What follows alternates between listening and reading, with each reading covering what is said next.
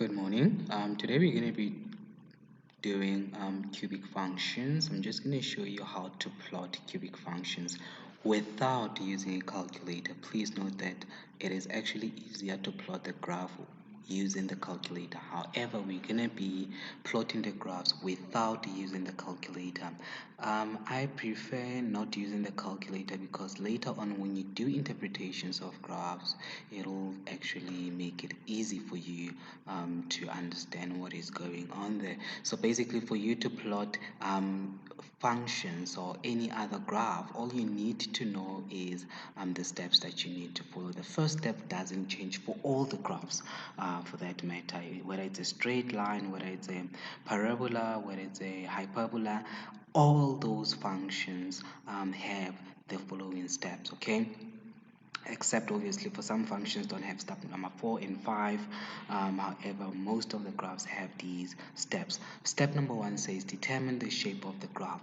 In this case, you're determining whether your function is it an increasing function or is it a decreasing function. The increasing function will start by increasing and end up at the end it will still be increasing. A decreasing function will start by decreasing and at the end it will be decreasing. And then thereafter you have to calculate your x-intercept.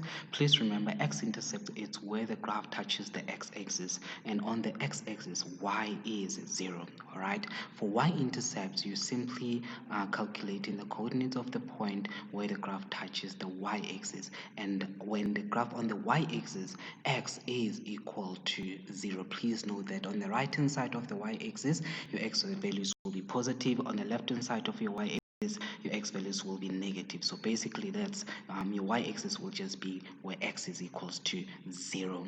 Determine the stationary points. Stationary points are actually the turning points. It's either at that point your graph changes from an increasing to decreasing or from decreasing to increasing, but at this point, at the stationary point, where everything is just stationary. So basically the gradient at your stationary point will be equal to 0, and you need to know that immediately when I talk about the gradient being equal to 0 at that point, it means that if I was to draw a tangent line at my stationary point, the gradient of that tangent line will simply be equal to 0. And immediately when I mention the gradient, you need to remember that I'm simply talking about the first derivative.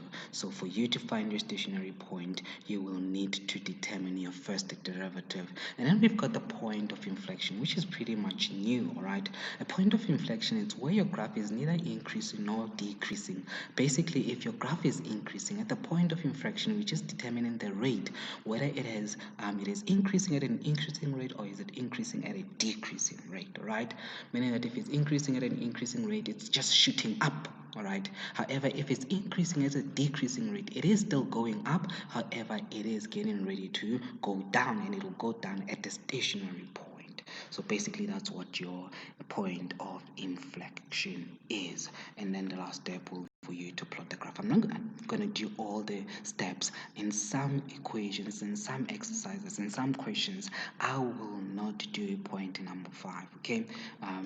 However, I will try by all means to do it as much as I can. Now, this is a cubic function.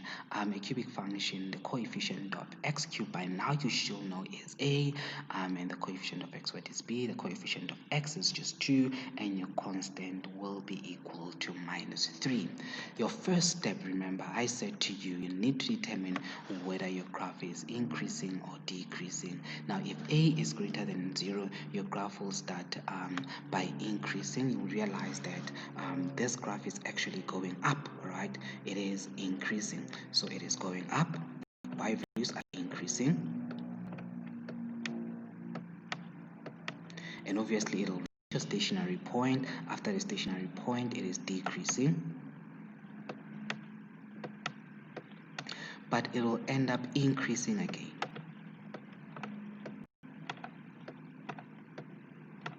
Alright, this is when basically when the coefficient of x cubed is positive. In this case, the coefficient of x cubed is 2, so your graph will simply take this direction. However, if your a is negative, your graph will start by decreasing and end up decreasing.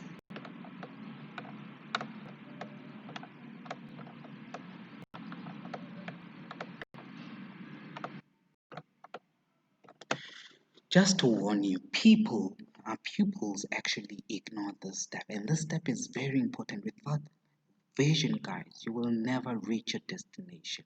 All right, you need vision. In this case, guys, by doing step number one, you are simply it makes it simpler for you to determine your graph. You know that at the end your graph must look like this.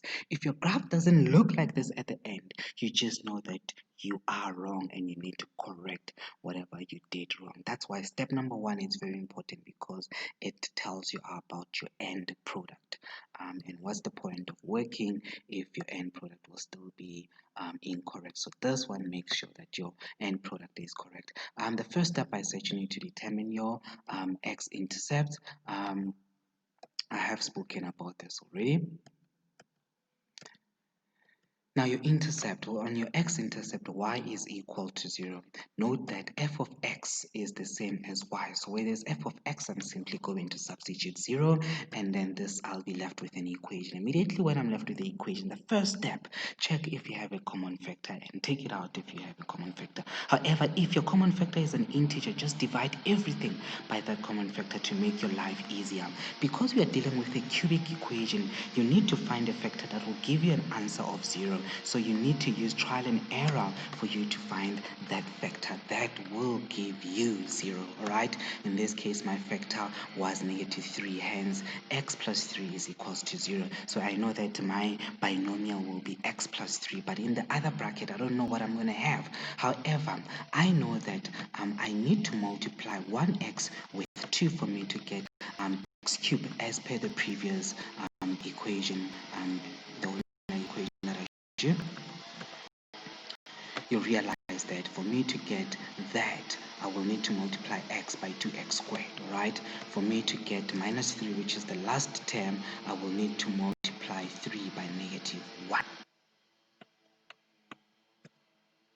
So hence I have -1. I know that in my second bracket I need to have a trinomial that has the highest degree of 2. However, I only determine the first term and the last term.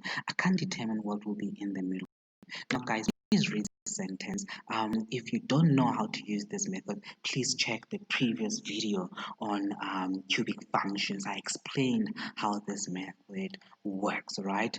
All you're going to do is you're going to write your binomial and your trinomial. You multiply the coefficients. 2 times 3 is 6, and then you're going to multiply, there's 1 here.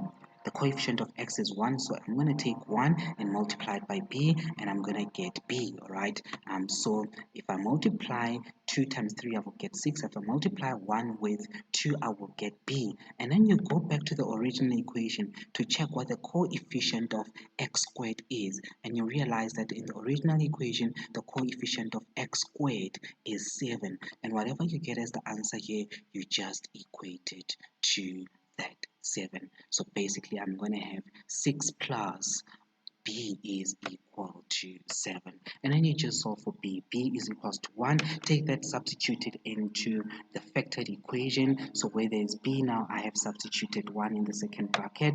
Factorize completely, and this is what you will get when you factorize completely. Now you will have 3x values as a matter of fact, and x is equals to -3, x is equals to half, and x is equals to -1. Now at these points, these are the points where your graph will touch your x-axis.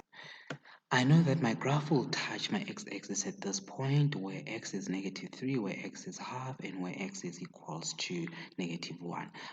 I'm going to start, I always start with my intercept. So whenever I draw my graph, I'll start with my intercept, all right? So I will go straight to my graph equation, my graph paper, and plot these points. Just write the dots there in your graph paper. Another dot will be at -3 on your x-axis at -3, another dot will be at positive half, and another dot will be at -1. Okay, now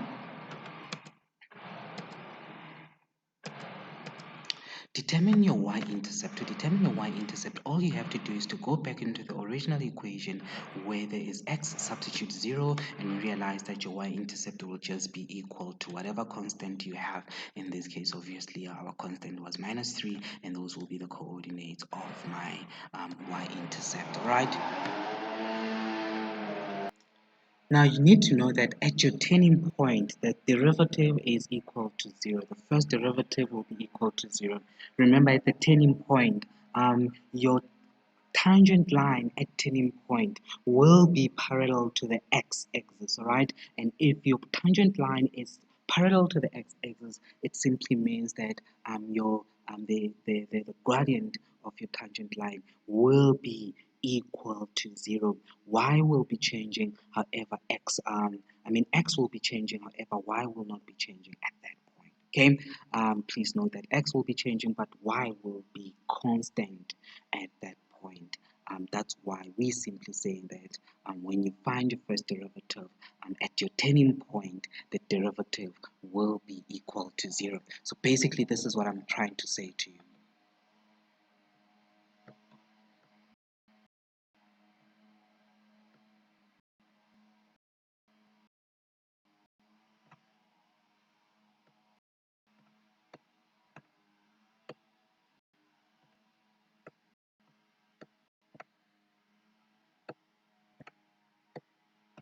So basically, if this are your x-axis